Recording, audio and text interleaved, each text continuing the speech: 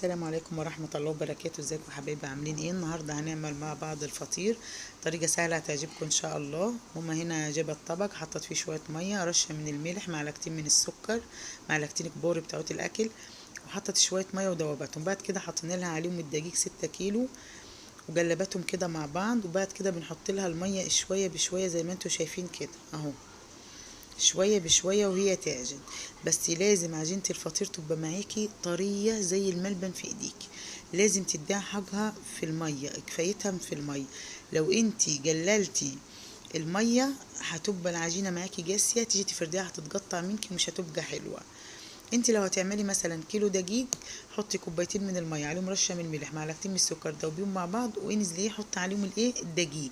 وبعد كده اعجني فيهم لا يقل عن نص ساعه ولا ربع ساعه. بعد كده ان عوزتي شويه ميه حطي شويه بشويه، حاجه بسيطه بحاجه بسيطه. تمام. لو مش عوزتي خلاص اهو زي ما انتوا شايفين، شايفينها كده ان هي طريه وبتلزق في ايديها يعني جامد يعني. بس مع العجن هي فضلت تعجن فيها ساعه الا ربع مع العجن، او ساعه تقريبا مع العجن. بعد كده مش هتلزق في ايديها العجينه وهتبقى طريه ما شاء الله وحلوه. وعجينه الفطير زي ما قلت لكم لازم تكون طريه وزي الملبن في ايديكي اهو، زي ما انتوا شايفين كده هتفضل تعجن فيها. تمام. احنا عاملين ما شاء الله 6 كيلو علشان اخواتي واولادهم وكده، فاحنا ما شاء الله يعني ربنا يزيد ويبارك يعني. اما انت هتعملي على جدكي مثلا كيلو، نص كيلو دقيق بالكتير قوي يعني، على جدكي وجد ولادك وكده اهو. هي عماله تعجن فيهم زي ما انتوا شايفين كده. بعد كده بعد ما تعجنها كويس، بعد كده شايفين ايديها الوقت مش عادت بتلزق في العجين، شايفين اهو.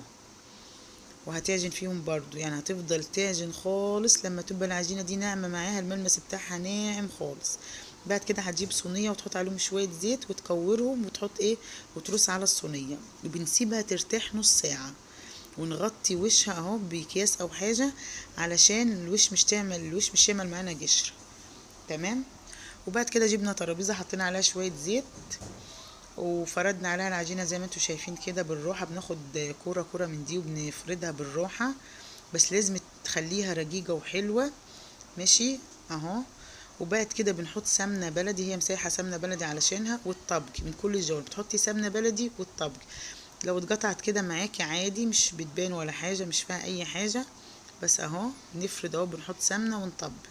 ماشي. لما بتبقى معانا زي الكوره كده في الاخر، بعد كده بنجيب صينية بنحط فيها كبشة من السمنة البلدي، ونحط الكرة دي فيها ونسيبها ترتاح نص ساعة. ماشي. وبعد كده فردنا واحدة عملناها باللحمة المفرومة، لحمة مفرومة عادية زي اللي بنعملها للبشاميل او اي حاجة، وحطينا عليها زيتون بعد ما طفينا عليها النار وفلفل، بس مش حطينا طماطم، مش بنحب الطماطم. وبعد كده حطينا عليها جبنه شيدر وجبنه موتزاريلا، وبنقفلها زي الفطيره عادي، بس مش بنحط عليها سمنه كتير قوي زي التانية، زي اللي هناكلها بالعسل والجبنه وكده. ماشي اهو. ماما بتقفلها اهو، بتحط سمنه بس حاجه بسيطه. واللي احنا بقى كنا كورناه وحطيناه في الصينيه بنفردها اهي، انفردت معانا، كانت سهله في الفرد خالص لانها ارتاحت وخدت كفايتها يعني. فما شاء الله اهي شوفوا، فردناها بكل سهوله. وبعد كده ماما بتحط عليها شوية سمنة بلدي، وكانت حاطة في الصينية كبشة سمنة بلدي برضو اهو زي ما انتوا شايفين، وبتفردها بتخليها رقيقة وحلوة. ماشي. واحنا هنا بنحب عليها السمسم، واخواتي حاطين عليها شوية سمسم زي ما انتوا شايفين كده اهو. بعد كده دخلناها على درجة حرارة عالية، ماما يعني كانت مسخنة الفرن قبليها بربع ساعة. الفطير بالذات لو دخل على فرن بارد بينشف مش بيبقى حلو، لازم درجة حرارة تكون عالية ويكون سخن اهو زي ما انتوا شايفين اهو. وبس كده يا حبايبي، وحطينا عسل وحطينا جبنة قديمة، وبالهنا والشفا، والسلام عليكم ورحمة الله وبركاته.